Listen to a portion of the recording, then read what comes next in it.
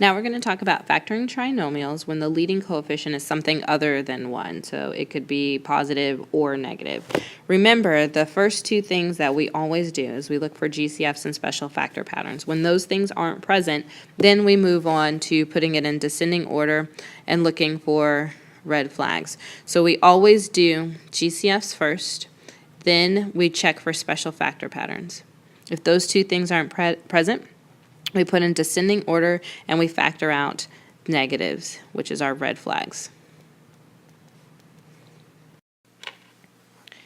This slide shows all of the steps for factoring that we've talked about for all the different types.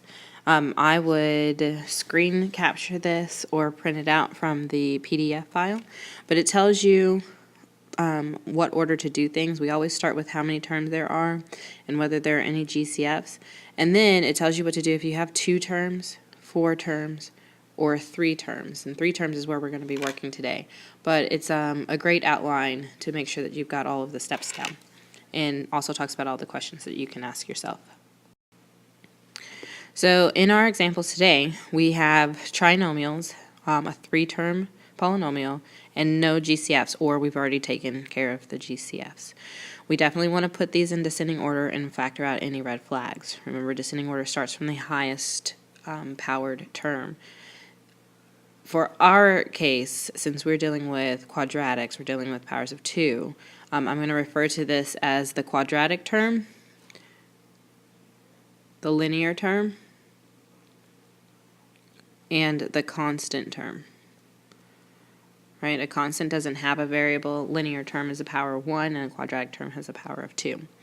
We want to find all of the factors of the first and last term, or find all of the factors of the quadratic and the linear term.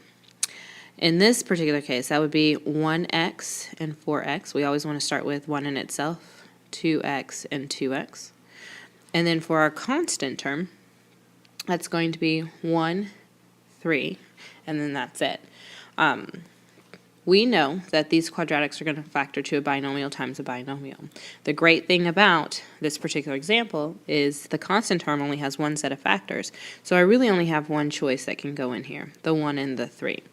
Now I have to test out the factors of the quadratic term to see what can make the linear term in the middle.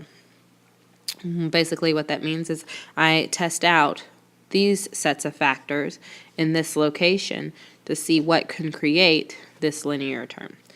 First, I could have a 1x here and a 4x here. I could also have the 4x here and the 1x here. So I need to test these out.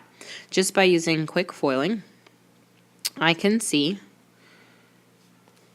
that the outsides here produce a 3x and the insides produce a 4x. And then can a 3x and a 4x ever add or subtract to create a 4x? It cannot. Therefore, we know that that is not an option. Let's test out this one.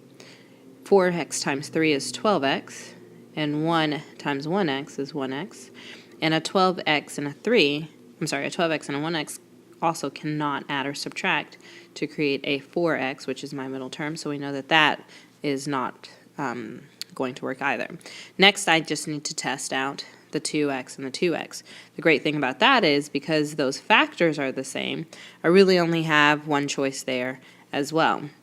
So I have 1 and 3, and I don't have to worry about rearranging the order here, 2x and 2x, because they're both the same. Whether I put 1 in the first group or 1 in the second group, it's the same thing. And now I'm going to test it out. 2x times 3 is 6x, and 1x times 2x, 1 times 2x is 2x, and can a 6x and a 2x create a 4x? It can. Because I'm making a positive 4x, that would need to be a positive 6 and a negative 2. So this product right here needs to be positive, making that a plus 3, and this product right here needs to be negative, making that a minus 1. And so my final answer, when I factor this, is 2x minus 1 times 2x plus 3. I'll go through the next examples a little bit faster. Looking at this example, I have negative 6y squared minus 7y plus 20. While it is in descending order, I have a red flag. My leading term is negative, so I'm just going to factor out the negative 1. And now I'm just dealing with 6y squared plus 7y minus 20, being careful to switch the signs on everything. Next, I'm going to list the factors of each of my first term and my last term. Remember, you start with 1 in itself and you test out each consecutive number until you start to repeat. Here are the factors for 6y squared and then the factors for 20. Now I'm going to test out what set can create a 7y. Just looking at these, I know that 120 is going to be way too big for any of these to create a 7y. I'm going to go ahead and cross out. I'm not going to deal with it yet. If for some reason none of the other ones work out, I'll come back to it and try it out and make sure that I was right. I can also probably go ahead and cross out 2 and 10 because that also 10 can make some pretty large values, but let's just double check really quickly. Put your left index finger on 1y in the red and then your right index finger on 2, and we're just going to test out these factor pairs really quickly. 1y times 2 is 2y, 6y times 10 is 60y, way too big.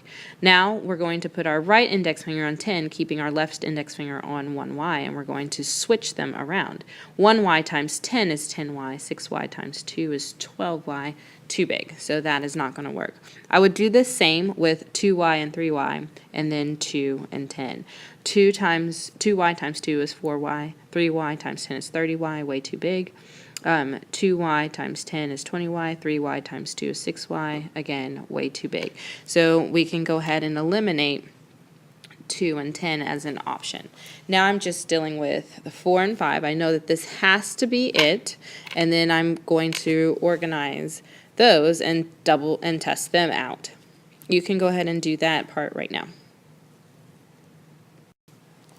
Here's what my test sets would look like. Remember, because 4 and 5 are my only option here, I'm not going to rearrange those, just the factors that are in red, and we can test these out really quickly.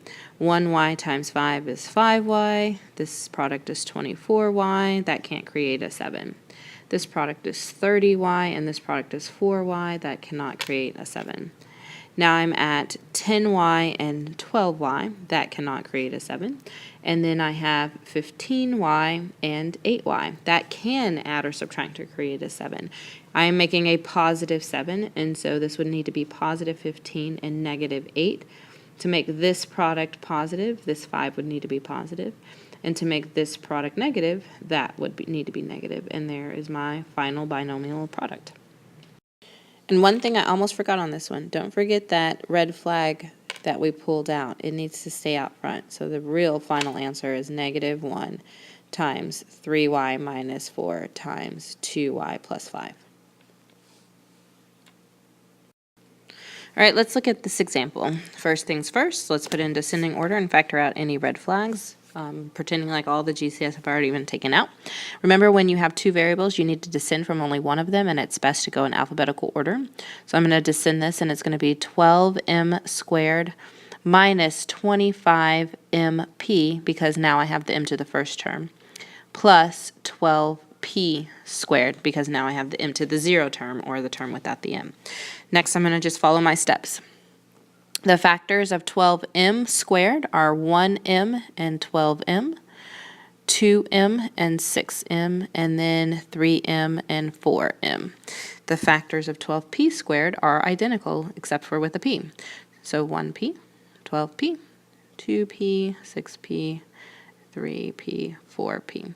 Now it's about trial and error and figuring out what set can create the middle term, which is a 25m and p. Remember, the first factors, these are the factors for the first, go in that first position. These are the factors from the last, and they would go in the last position. Go ahead and see if you can figure out which set of factors creates that negative 25 MP. All right, so if you did all of the trials, you'll realize that you have 9 sets of factors that you need to, or 9 different options that you can create here. And you would find that 1 and 12 wouldn't work with any of them. Then you would test out the 2m and the 6m with the 2p and 6p, and then with the 3p and the 4p, creating 4 sets from each of those. Doing that, you would find that 2m and 6m don't work with either one of those. So last, all we have to do is check the 3m and the 4m with these factor sets right here. This is what your trials would look like. By doing the outsides, insides, we could test each one of these sets out and we can discover which one makes the 25 MP. Here are the products, and we can see that an 18 MP and an 8 MP can never add or subtract to make a 25. 6 MP and 24 MP cannot work. 12 MP and 12 MP don't work either, but 9 MP and 16 MP do. They're creating a negative 25, so they both have to be negative. So my signs on both are negative. So my final answer here would be 3m minus 4p times 4m minus 3p. It's a coincidence that it's the last one that we've checked every single time. You're going to go ahead and try this very last one on your own. Note that while this is in descending order, the GCFs have not been factored out. What is the GCF going to be here? If you said 3x, you are correct. So you're going to factor out a 3x and then complete the factor pattern based on what is left. Try this one on your own. All right, you should have this for your sets to try. Notice that 1x and 6x and 3x and 2x can create a 5. Now we need to discuss what kind of 5 we're making. If it's a negative 5, then this would be a negative 6 and that would be a positive 1. If this is a negative 5, these would both be negative. Remember, if both signs are negative in a factor set, that means that the constant term, the very last term, had to have been a positive. But since it is a negative, then it had to have been this first one. And in order to create a negative 6, that's negative and that's positive. And there's your final answer. And I did it again. Don't forget the GCF that we pulled out front. That is also part of the answer.